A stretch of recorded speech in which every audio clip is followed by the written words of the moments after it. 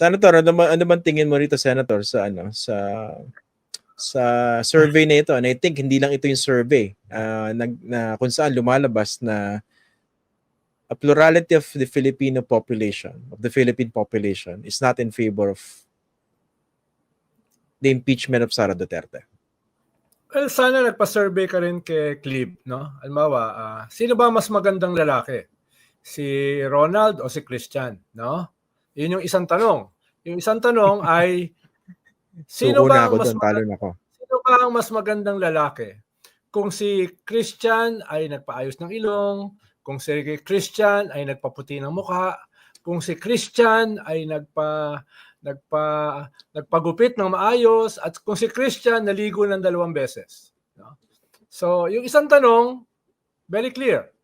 Yung ikalawang tanong, may mga qualifications, no? May mga detalye, etc., etc. So, malamang baka magbago yung resulta. 'Di ba? Kung ganun yung survey.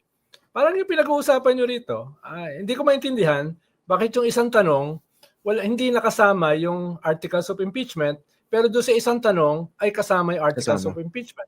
Definitely mag-iiba yan. Definitely mag-iiba.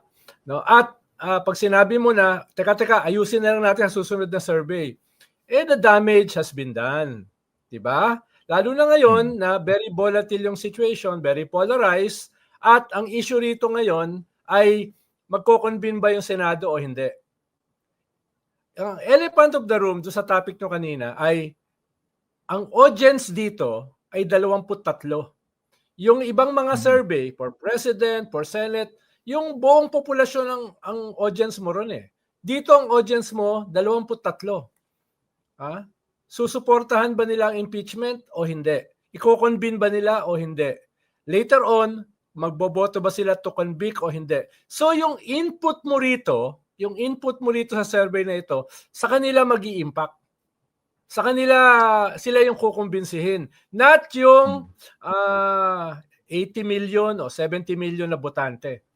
Kaya very delicate ito eh. No?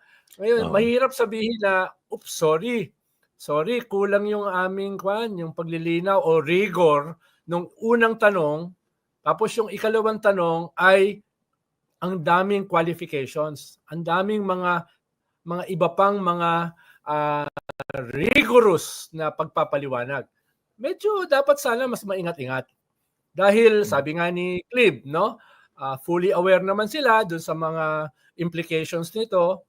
Well, kung fully aware ka, baka yung iba ay mag-impute ng malis. Dahil nga, this will influence the 23 senators.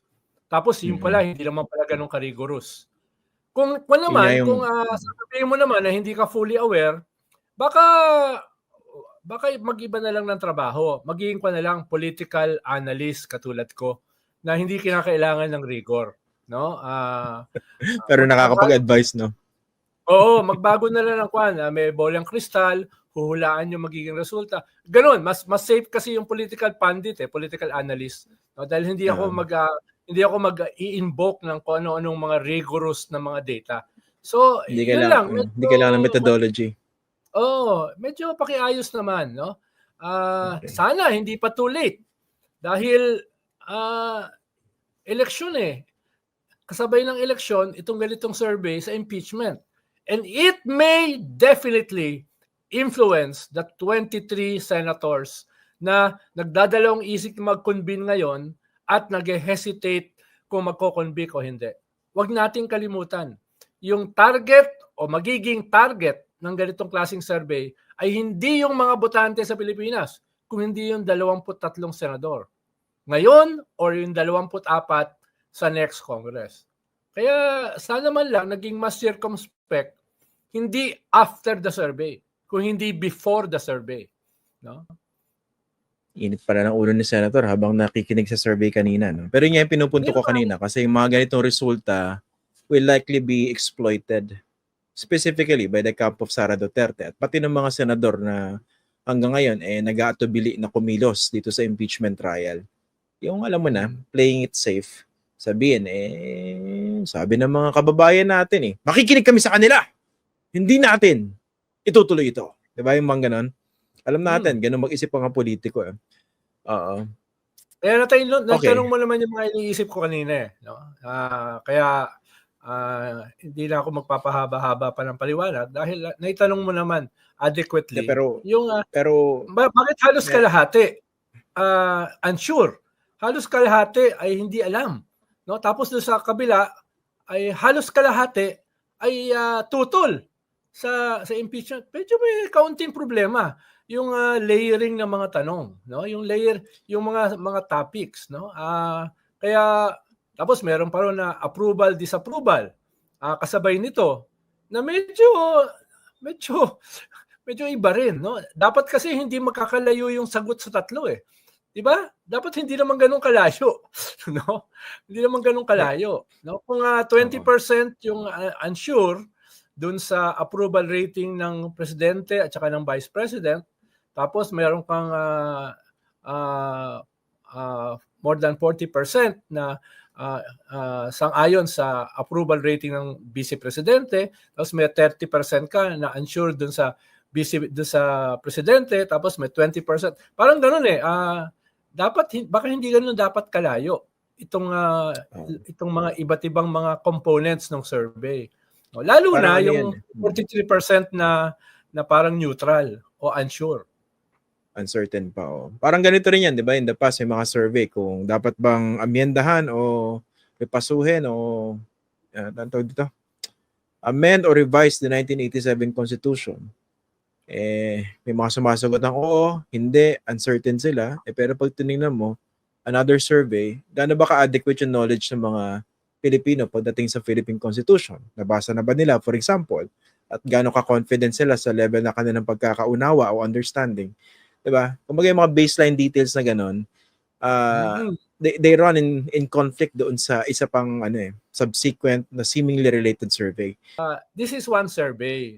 Marami mga surveys na syempre iba yung tanong, no? Apples and oranges, pero hindi naman totally different. Halimbawa, yung lumabas 2 weeks ago, yung sa Okta, whether pro Marcos o pro Duterte. Whether, di ba? Lumabas doon, 36% pro Marcos, 18% pro Duterte, 8% pro yellow, pinklawan. Meron kang 26% na neither of them, at meron kang mga 12% na undecided. Di ba? So, pwede mo sabihin, iba naman yung mga tanong.